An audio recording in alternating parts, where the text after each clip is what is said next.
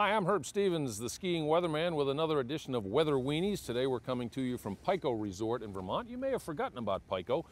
They're the sister area of Killington. Killington's about 2-3 miles down the road, but Pico is a great place to ski, and it's not very crowded most of the time either. They've got a lot of long cruising trails, a couple of high-speed chairs, 50 trails, 2,000 feet of vertical.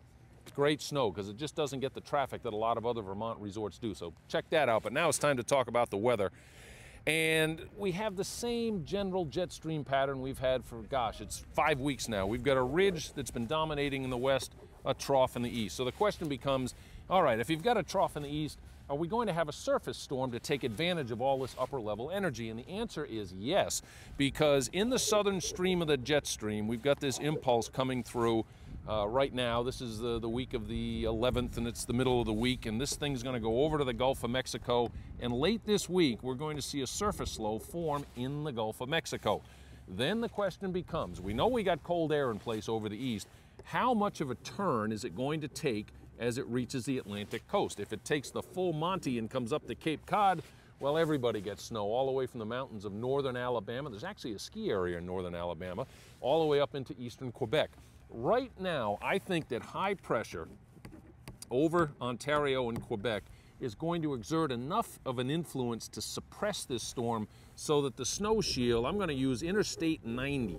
It goes from Boston, and it's hard to tell where Boston is with my artwork, out to Buffalo, and then down to Cleveland and out to Chicago.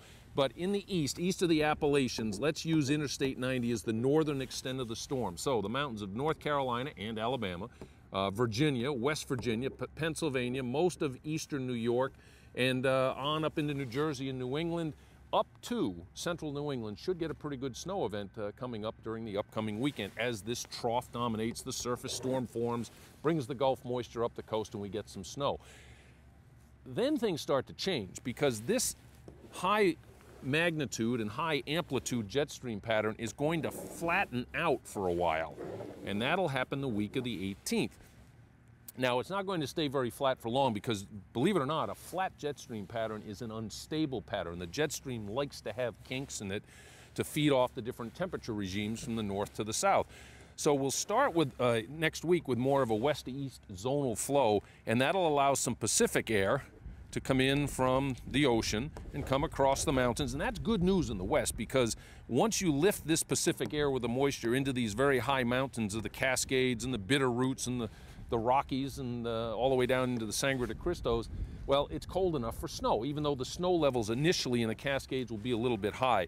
But there'll be snow in the west the week of the 18th as we start to see a little bit of a trough in the western United States, and that'll help to stabilize the jet stream for a while. And then that means if you have a trough in the west, we're going to have a little bit of a ridge in the east, and that means it's going to get a little bit milder. Now, it's been colder than normal in the east for, gosh, almost 5 weeks now. I think starting sometime during the week of the 18th, we're going to see temperatures go above normal from about Interstate 80, which runs from New York City westward to north central Pennsylvania and then out to Cleveland. From there south, I think it's going to go above normal. In New England, I think we're going to see just enough of a northwesterly flow to keep temperatures right around normal during the week of the 18th. The warmth will not reach much of northern New England to any great extent. It's going to be warmer than it has been, but still very comfortable and cool enough to maintain the packed powder surfaces. In the mid-Atlantic, though, after a sizable snow event this weekend, it's going to warm up some next week. Now, beyond that, now we're talking about new snow in the west next week, and we need it out west. Let's face it, there's been some light snow, and those folks out there really aren't happy because if their surfaces aren't soft, they get a little cranky. And right now, hard pack dominates in much of the western part of the United States. That situation should change next week with Pacific jet energy starting to carve out a trough there.